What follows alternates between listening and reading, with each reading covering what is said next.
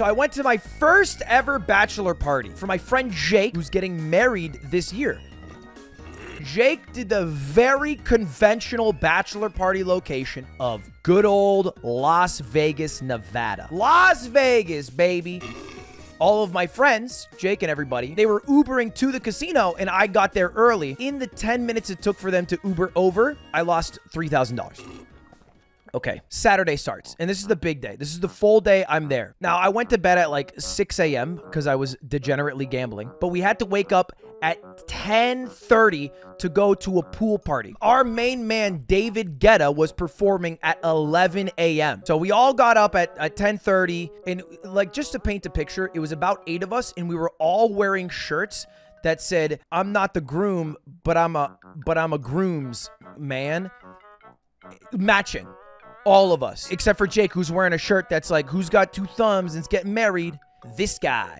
We were those people, okay? That was us. I know, it's a bit cringe, okay? We were walking through in IRL getting Pepe pants. But that, you know, this is American culture. Get used to it, baby. So we walk over, and they were telling me horror stories. They're telling me about how, oh yeah, this is like the hottest pool club in all of Vegas. The line last time took an hour. We should have got here way earlier. We pull up at 11:15. David Guetta was supposed to start at 11. The line is empty. It takes about 60 seconds to get in. We go into the actual club. There's a bunch of pools. Nobody's there at all. It's a ghost town. All the pools have 0 people in it. There is one dude on the dance floor who's doing this by himself. And I swear to God, 3 people film him, laugh, and walk away.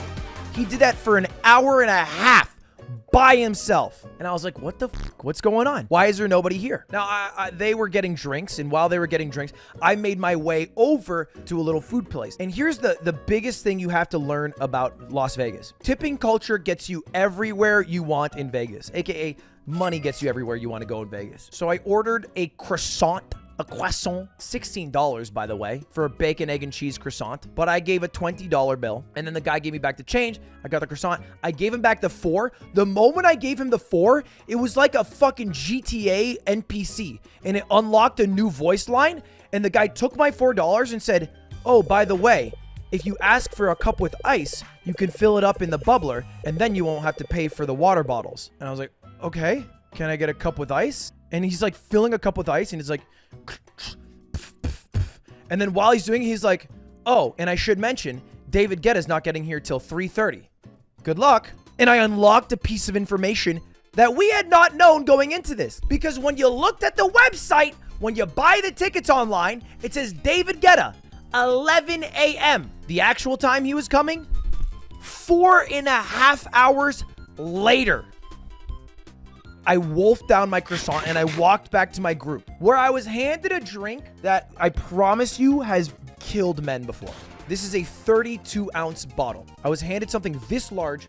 It was kind of like this Yeti container with a straw coming out. The contents of it were gin, vodka, and about maybe 2 squirts of soda water. It was a mega pint of pure alcohol. If you lit a lighter next to it, it would burst into flames. It was disgusting. It was undrinkable. I could not drink the beverage without gagging every single time. But here's the problem about being with a bunch of guys in Las Vegas at a bachelor party. They all throw out every single part of your brain that says, "Oh, maybe we shouldn't do this because it'll probably lead to bad repercussions later." And so I would be like, this is what I would do.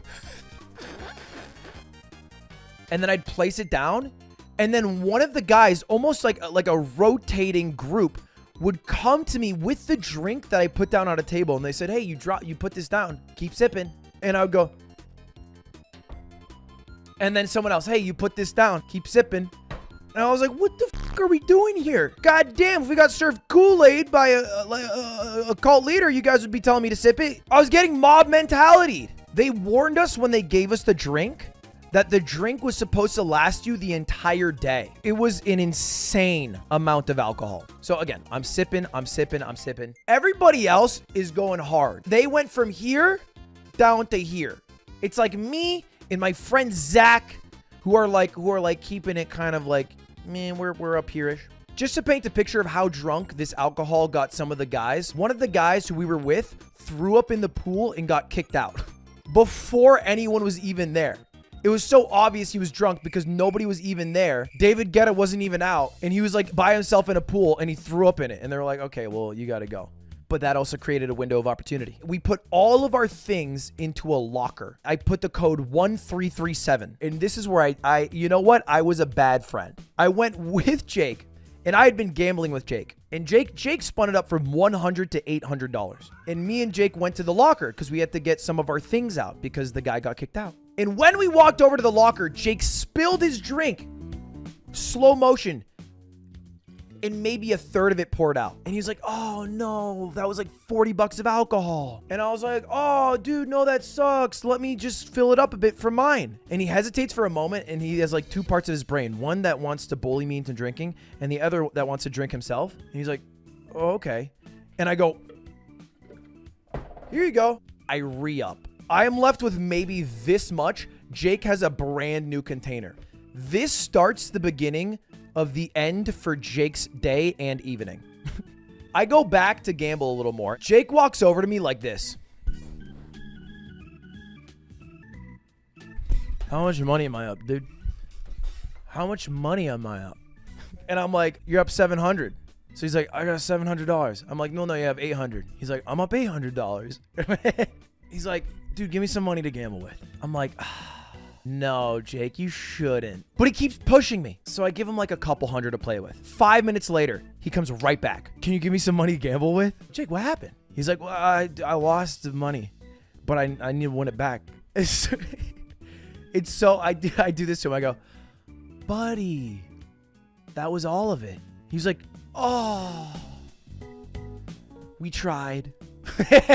While I secretly had like another like 400 of his dollars in my wallet. And he got all bummed. Then he walked back to the pool and he got in the pool. 4 hours finally passed. I had been there for 4 hours. And David Guetta comes on. Finally. David Guetta comes on at like 4 p.m. He played Bulletproof, Nothing to Lose. I go to my friend Eric and Zach, who are the only ones that are kind of sober. And I'm like, yo, anyone want to go? And they're both like, yeah, we're down. We leave. Or at least we try to. I thought this was kind of funny. The three of us were trying to leave, but the only problem was the other 5 guys were so drunk that when we told them, hey, we're going to leave, the locker code with all your phones and wallets is 1337, they couldn't repeat the 4 numbers back. They couldn't do it. And we were like, oh, fuck. I mean, that's tough. You can't leave 5 drunk guys who won't be able to figure out how to get their phones and wallet alone in Las Vegas. So Ludwig 7s for Zach. He stays behind. Absolute trooper. Just so he can put in 1337, and then me and Eric take our leave. And this is where a division forms. This is where a rift in the group forms. The group of 8 gets split into 2 groups of 4. The sober Samuels and the drunk Daryls. Because Zach is babysitting, basically. But if you've ever babysit really drunk people, they don't realize they're really drunk. And so Zach's like trying to get all these people to go back, and they're like, no, I don't want to do it. He eventually gets them all home. They all pass out. We have an entire night planned, and they are out cold. And it is just us 4 sober Samuels left to hang out. So it's me, Artie, Zach, and Eric. We decide to go to a drag show, which I have never been to before. But RuPaul has a live drag show in Las Vegas. I will admit I was very anxious going into a drag show. Because I don't know. I was scared that I'd go into the drag show and they'd be like, get out of here, straighties. But what I didn't realize is that RuPaul's Drag Live at the Flamingo is a very popular show. And we were getting our tickets very last minute. So I ended up sitting at a table with 4 other people who I didn't know at all. Like, I kind of thought we were all going to be sitting together, but I was sitting by myself with a gay couple and then another gay couple. And then just me, the straightie. I guess I should give you a little bit of context. Vegas is an area where people are known perhaps to occasionally partake in a bit of drugs. Drugs are done. I'm not a drug guy. I don't condone drugs. I had partaken in the weed. I'd smoked a little bit of a doobie.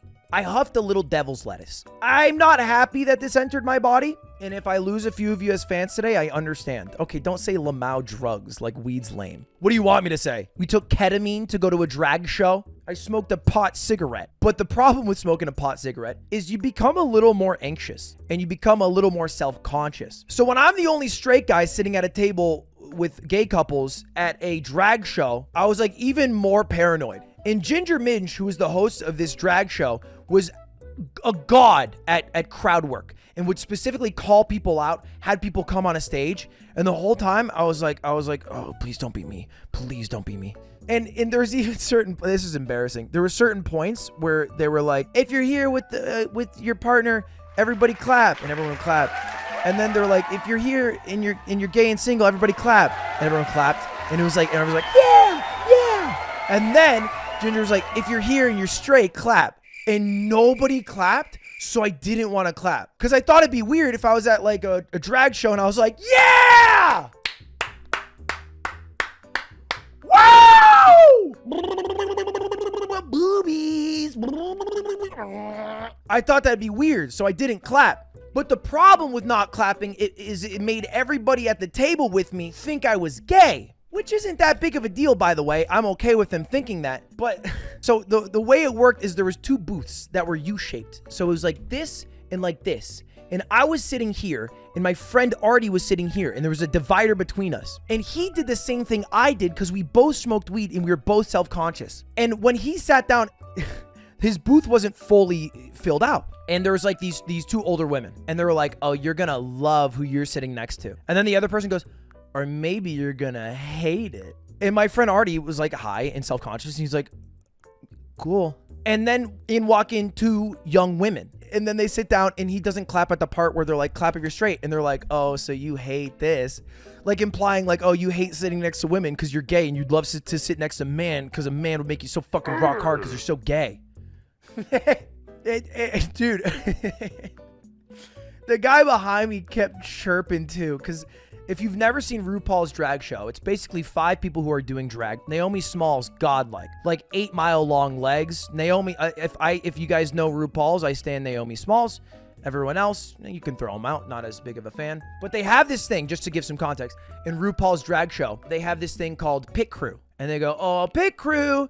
And then 5 dudes walk out who are all just ripped dudes. 5 Channing Tatums roll out. And every time they roll out, the guy who's sitting right next to me was like obsessed with this one guy he was like, yeah, number 17. Because they had like numbers because they had jerseys. Number 17. It's like barking. So I didn't want to be the odd one out, so I was getting involved too. But I didn't want to pick the same number as him because I thought that'd be too obvious. So I just picked a different... This is so fucking cringe. This is what I was going through in my head. It's like I gotta pick someone different to cheer for. Because I thought I should cheer for someone. I thought it'd be... It's like if people are doing chants next to you and you're not doing the chants, you're the... Because everyone was chanting. And I didn't want to be like shitting on the parade. So I was cheering. Yes, I was cheering for other... Because then, I was cheering for other people. I was being like, yeah, 30. 17 sucks. Let's go 30. And that's... Anyway, the biggest takeaway I have from this show is I am now incredibly self-conscious about going to Mogul Money Live. I don't think I can handle it, boys. That drag show, it was about 2.5 hours. Ginger Minge was a phenomenal host with great crowd work. And I'm like, I don't think I could do that. I don't think I could handle 3,000 Ludbuds in an arena chirping at me and making sure they pipe down, but also are engaged in the content. It's like a totally different skill than the skill of being able to entertain 10, 20,000 people live. Because I'm at my computer and I can call out a couple chat messages and I can just riff by myself. But there's an energy that you have to form in a building when you are hosting with people live in front of you. Because you have to make like inherently cringe parts of the show, like, you know, corny ass parts, feel more natural and authentic. And you have to involve people in the crowd without making it feel uncomfortable or awkward. So I walked out of that show with a new level of respect. 1, RuPaul's Drag Race, and specifically Ginger Minge. But 2, stress about the live show. It actually motivated me to go to more live shows. I kind of want to go to some stand-up shows in LA, just because that's how, I don't know, that's the only way I've ever improved at things. Like, I've only ever improved at streaming by watching streams and then doing streams. So I'm going to try to improve at live shows by just watching as many live shows as I can. Because I don't know, I just want to put on a good show. I don't want to, like, waste people's money if they spend their time and money to come out. Anyway, thanks for watching, and I'll see you guys all later. Peace!